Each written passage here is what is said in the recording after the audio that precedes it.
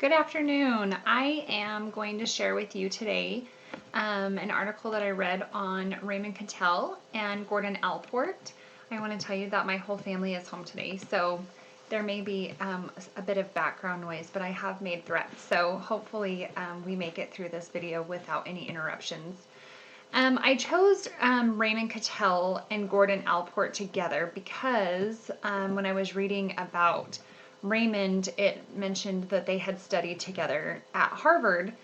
And so that led me to look further into Gordon Allport. And then when I got into Gordon Allport and read the article that I found, I was really intrigued by his story and how different pastors have taken his theory into consideration when doing their pastoral care and counseling within their churches. And so that is why I picked the two of them.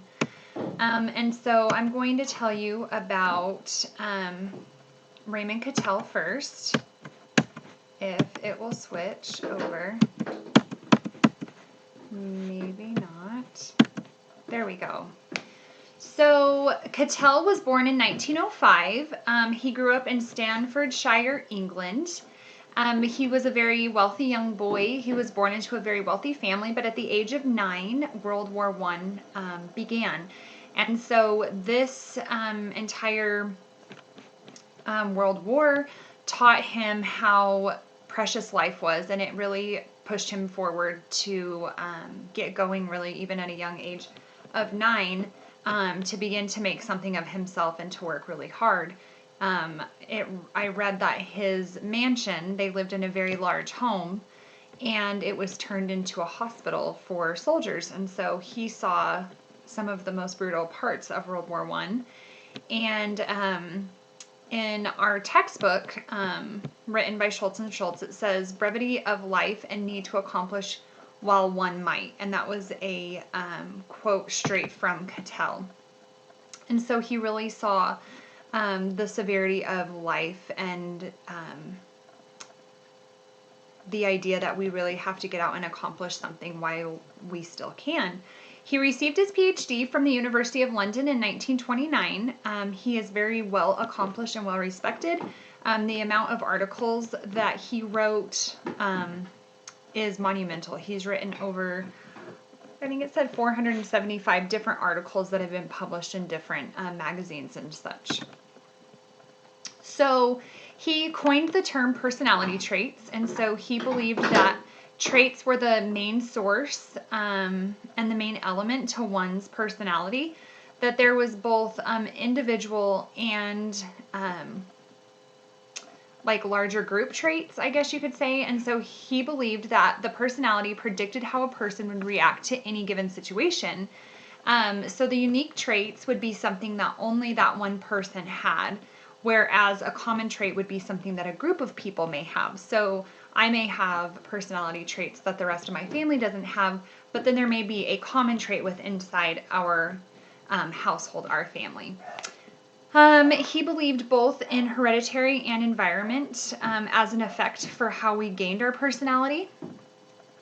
Through his study, he developed a personality sphere, and he used different research. He believed that it had to have a specific formula in order to be studied correctly, and so he developed a research using life record, which was everything from like divorce and marriages, courts, school records, just different records that a person held throughout their life. And then he had the Q data, or the questionnaire, and that was a questionnaire that somebody would sit down and they would answer a bunch of questions, kind of like a personality test today. And then he also had the objective test, or the T data. And so that was how somebody would respond to different life situations that they were put in. And so after concluding his study, he has developed a test that we still take today, actually, and I was trying to think if we had taken it in session 1 here, or if I took it in my last psychology class in the last quarter. But he was very technical, and he used very large amounts of data. And so he would do small questionnaires, but he also would follow people then for a long period of time to study the differences in personality. So in conclusion, traits and different factors make up one's personality. He believed that there had to be an exact formula to study personality, and his research led him to completing hundreds of articles, 55 books, and becoming one of the most well-known theorists of personality. And he shortened his theory in 1946 by saying that the personality is that which predicts behavior given the situation. So Allport was born in 1897 in Montezuma, Indiana. He was raised by a very strong Christian mom, which that then led him to become a strong Christian man. And he received his PhD from Harvard and served as a faculty member at Harvard from 1930 to 1967. So he believed that personality was of the conscious, not the unconscious. Functional autonomy, Allport did not believe that a person's childhood affected their personality at all. So he did not think that any of like the Freudian theory or any of that was true. So our childhood has absolutely no effect on the person that we become because we are completely aware of our surroundings and we have full control over the decisions that we're making as adults. So disposition describes more specifically each person, and they are never alike in any two people. So dispositions would almost be kind of what Cattell used as traits. And so a quote from the article that I read, the article was super interesting. It was by a pastor who writes articles, but he also teaches and does pastoral care.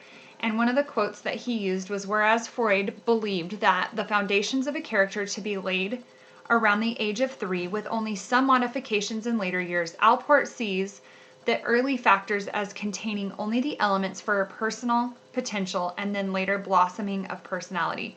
I think it's super important to note how much I love that theory, because I do think that it's easy for us to lean on our childhood as an excuse to become less than as adults because we've been through really hard things as kids, and so that gives us an excuse to either not become something. That's the reason that we don't finish school. That's the reason that we make poor choices, is because of what had been done to us. And so I think that that's very dangerous, and I think that Allport's theory of self-awareness is very powerful.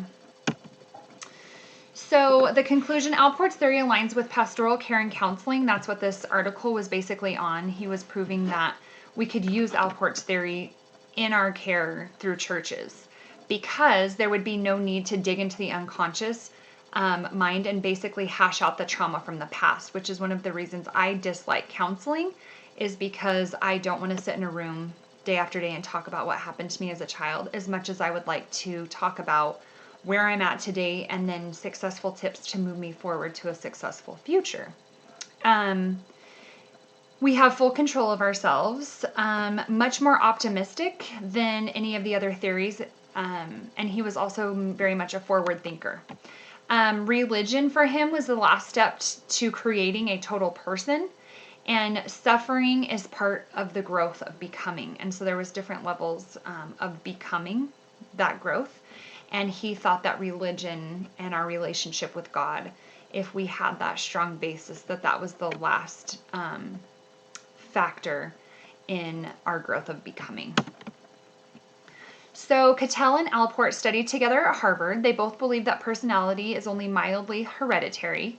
Cattell believed that there had to be a way to measure personality, whereas Allport believed that people took steps towards becoming. I didn't read anything about Cattell's spirituality, and Allport's, that was one of his main bases of how we became to that final stepping stone as human beings and as adults, and our personality was what our relationship was with God. And then again, I also think that I related with Allport because of the life coaching mentality that he had instead of the counseling mentality. And so I am trying to be more open-minded to counseling. I haven't had a good track record with counseling. I don't like counseling, but I've loved life coaches.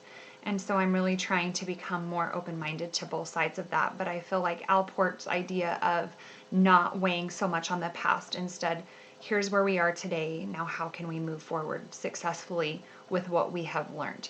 And so it was really interesting, and I really enjoyed it. And so that is the end of my presentation.